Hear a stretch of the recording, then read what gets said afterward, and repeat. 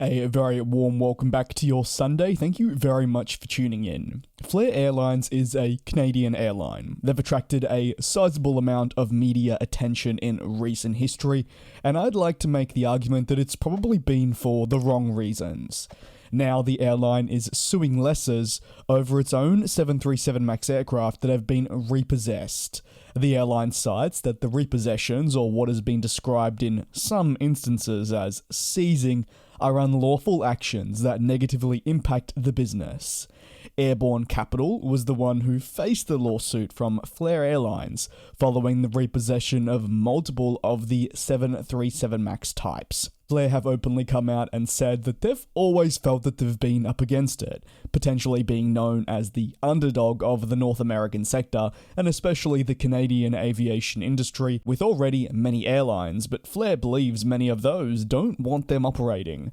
Whether there's truth behind these claims remains to be seen, but Flair certainly hasn't had it easy over recent years. Remember, Flair is quite an old airline, but only recently resumed scheduled services towards the back end of the 2010s. As a result of the seizing that happened around 2 weeks ago, Flair's operations were significantly disrupted, with the specific units grounded being based across the country rather than, say, just at one base, including, say, Edmonton, Vancouver, and many more. This meant it wasn't routes impacted at one central location, rather spread right across the board at every one of their important locations in Canada. Some sources have indicated that the reason for the seizing, or if you will say repossession, was that payments for the planes were only a matter of days late, and that the overall amount owed was marginal compared to the revenue being pulled in at Flair, which would mean that the repossession could very quickly be sorted.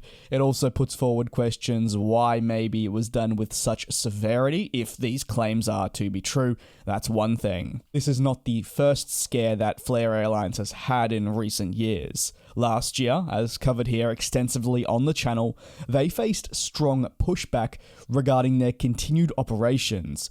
This was thanks to a relationship with 777 Partners.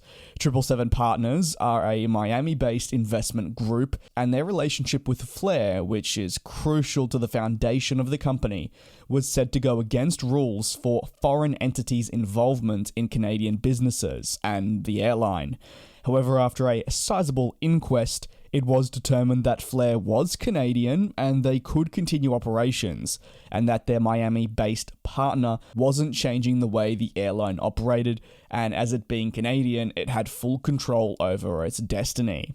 What are your thoughts on the latest at Flair Airlines? They've really had many bumps in the road, but I think many are hoping that they can push through them and succeed, but it's seemingly one thing after another. And as we know, in the Canadian aviation market, it is very hotly contested. There are many new companies that are emerging, but with Air Canada and even WestJet having such a large grip, you have to wonder what the future holds for the little guys like Flair. Let me know down below. Thanks very much for watching. Take care and be safe, and I will indeed see you next time right here on the channel.